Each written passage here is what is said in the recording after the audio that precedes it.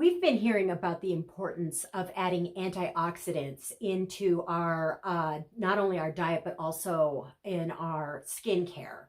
So today I'm going to be discussing the top dog in anti-aging ingredients, and these are the retinoids.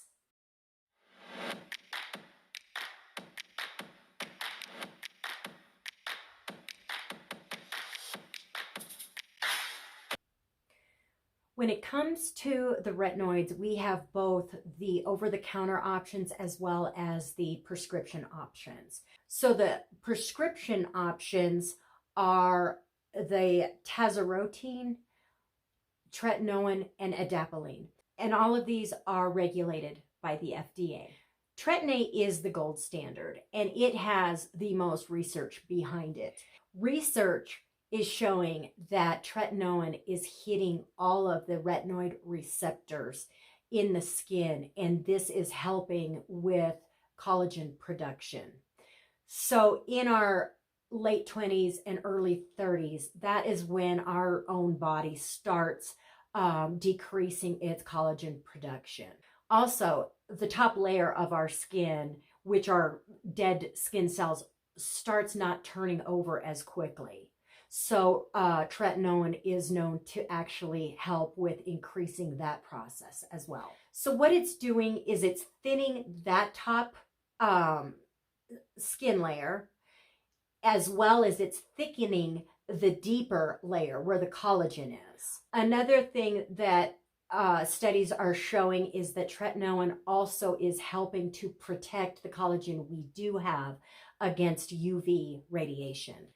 So all of this information is very exciting, but with this ingredient, you really do want to take it very slowly. You have to be patient, and you have to think of this more as a long game strategy. Tretinoin comes in all different strengths, so it is very easy to start off slowly, start at a low dose, and then increase as your skin tolerates it, because it really doesn't do you any bit of good to push it, because then you're going to end up getting a lot of irritation, and it just is going to end up setting you back. Another thing to consider is that you don't really even start seeing results for the first 6 to 12 months. So there is really no reason to rush this process. Some of the side effects can be irritation, burning, inflammation, flakiness, and even pain. So what tretinoin is doing on that top layer is actually starting to thin it out. And again, this is going to improve the appearance of your skin, but those dead skin cells do actually provide sun protection. So it's doing something to help the way the skin, it helps the appearance of your skin, but yet it's also taking away that function. So it's making our skin more susceptible to sun damage. So it is critical that if you want to incorporate this into your routine, you need to also incorporate sunscreen. For the over-the-counter options, these include the retinol, the retinaldehyde, and the retinol palmitate. So these are not regulated by the FDA. They are a lot more tolerated, but they're also 10 to 20 times weaker than, say, the prescription strength. So where tretinoin is already in its active state, the retinols need to go through either a 1 or 2 step process to become an active. So using a retinol may be a great place to start in order to get your skin more acclimated to the prescription strength. Or you can use retinol on areas that are just too sensitive for a tretinoin. Another thing is maybe you don't want to go the prescription route, and there are great benefits for just using a retinol. They're highly available. You don't need a prescription. They are less expensive, and you're going to get the same benefits from them. It's just going to take you a little bit longer. Some of the tips that I have for you when starting, especially a prescription, is that when you start, don't start another active ingredient into your skincare at the same time. So if you've already started on, say, a vitamin C or a chemical exfoliator, then that's fine because your skin's already adapted to that. But don't say, I'm going to start Retin-A as well as vitamin C at the same time. So start this one before incorporating anything that also could be very irritating to your skin. So once you have adapted to it, another thing you don't want to do is in your skincare routine using specifically another active like vitamin C or a chemical exfoliant, the AHAs and BHAs, at the same time. So like for what I do, I put on my retinoid at night, and then that's it. And then if I'm going to use my vitamin C, I use either my vitamin C in the morning or my AHA in the morning, and I alternate those in the morning. But I wouldn't use either one of them with my tretinoin. This ingredient involves a lot more of a commitment in that it is a long-term thing. You really do have to acclimate your skin, and your skin is going to dictate how long that process is going to take. As well as you have to commit to protecting your skin with sunscreen. Another tip is when you start, you really want to avoid certain areas. So around your eyes, you want to avoid around your nostrils, and then on the corners of your mouth and your neck as well. So initially, these are just areas that tend to be a little bit more sensitive, and you might start noticing some irritation. So the more acclimated you get, then you might not see as much sensitivity there. So I suggest also when you're starting out is start out to just once a week, and then you move up from there. So let's say you start out for the first month once a week, and if you're not experiencing any irritation, then boost it up to 2 times a week, and then just go that way as much as your skin can tolerate it. Now, if you start experiencing some irritation, there are a couple of tricks that you can do that might help alleviate that. So one of them is at night, after you wash your face, let your face dry for about 10 minutes. Damp skin actually absorbs your products a little bit easier and more quickly. Whereas if you wait for your skin to dry, it's going to take a little bit longer for the tretinoin to then penetrate into your skin. Another thing you can do is you wash your face. Rather than putting on your tretinoin, you would actually put on your moisturizer first, and then you put tretinoin on top of that, and then even follow it up with another layer of moisturizer to help hold it in, and that might also help.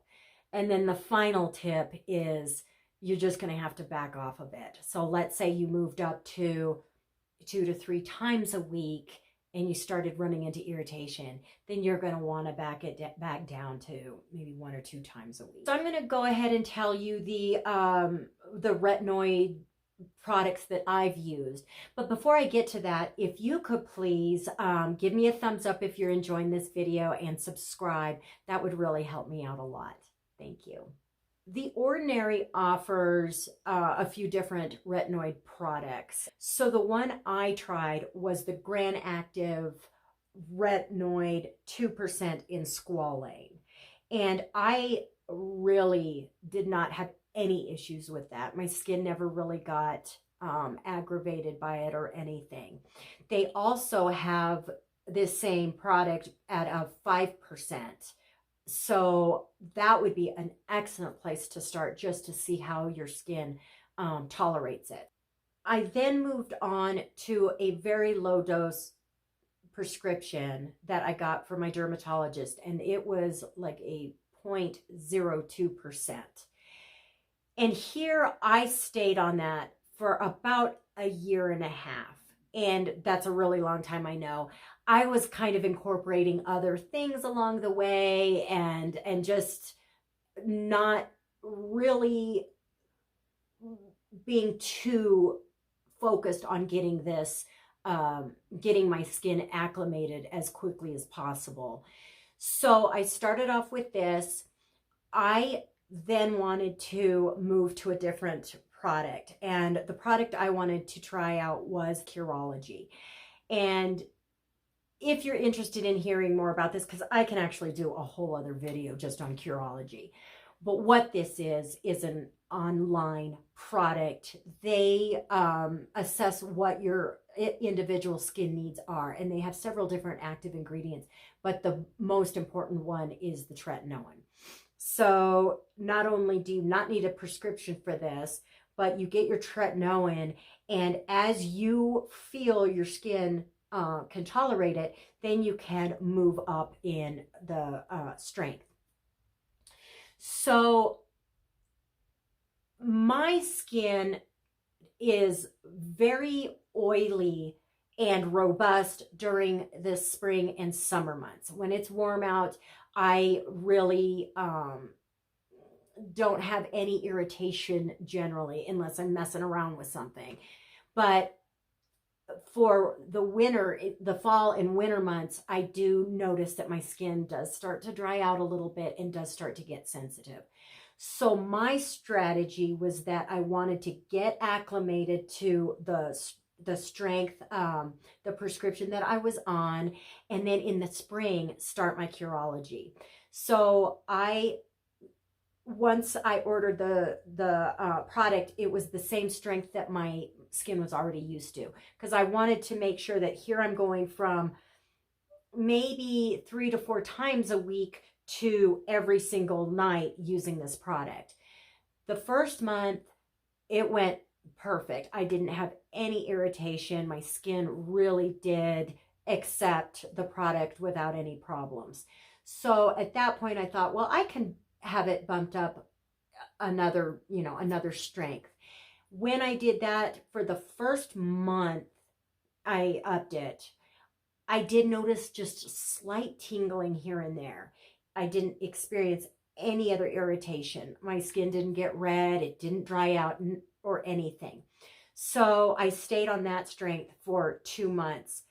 And that puts me to today, about right now, where it's October.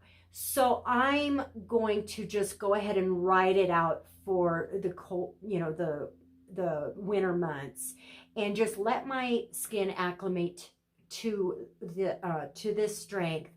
And so I plan on using the warmer months, spring and summer, to then up my tretinoin strength.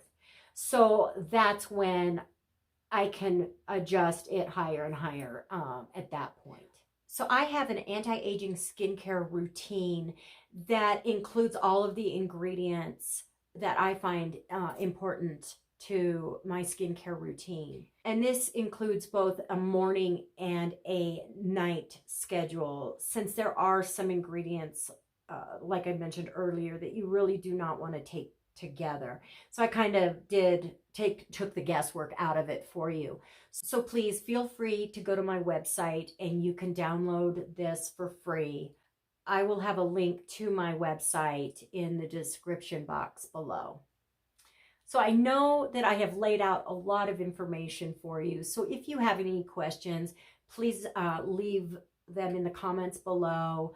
If you know somebody who would appreciate this video, please share this with them, as well as give me a thumbs up and subscribe. And I hope you have a great day.